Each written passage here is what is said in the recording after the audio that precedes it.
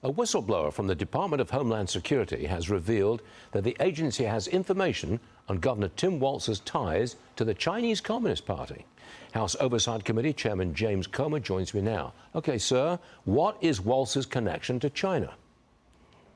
Well, that's what we're trying to find out. He's been to China, by his own estimates, over 30 times. That could be many more than that, but that seems like a significant number of times. Even before he was ever in politics, he was going to China. And what we know from our investigation that the committee's been leading against China and our federal government, which had nothing to do with Tim Walz, was that the FBI monitors people in the United States who make an excessive number of trips to China for unknown purposes. You know, you have people that go to China regularly for business. They may be at work for a Fortune 500 company that has a plant in China or whatever, but it doesn't appear Tim Walz has any business relationship with China.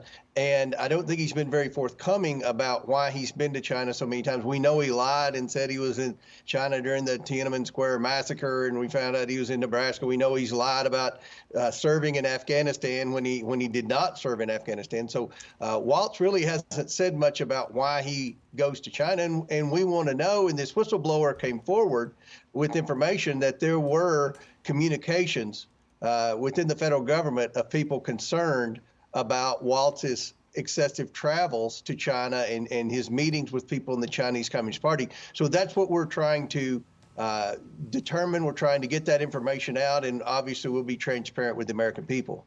Congressman, Special Counsel Jack Smith has revealed more details about Trump's efforts to overturn, or what are allegedly efforts to overturn the 2020 election. My question is, why was all this detail revealed now? Yeah, well, this is election interference. There's no question about it.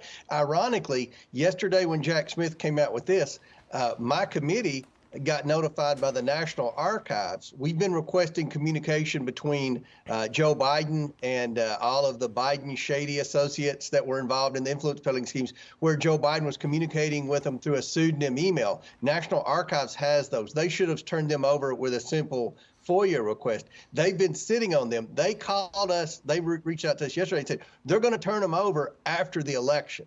So on the same day Jack Smith does this, within 40 days of the election, the government responds to our credible investigation and says, we're not going to give you anything until after the election. I think that shows the two-tier system of justice in America. And clearly the timing of Smith's recent stunt reeks of election interference. There's not going to be any kind of trial or judgment in the Jack Smith case before the election, right? That's right. That's right. This was just a PR stunt just to give bad press to Trump after Tim Walz's disastrous vice presidential debate. I mean, it's clear what they're doing. The government, the Department of Justice, they continue to collude with the mainstream media. They can continue to weaponize our court system. And I hope the American people see what's going on and react accordingly in November. Congressman James Comer, thank you very much for joining us this morning. Important subject, and we appreciate you covering it for us. Thank you, sir. Appreciate it.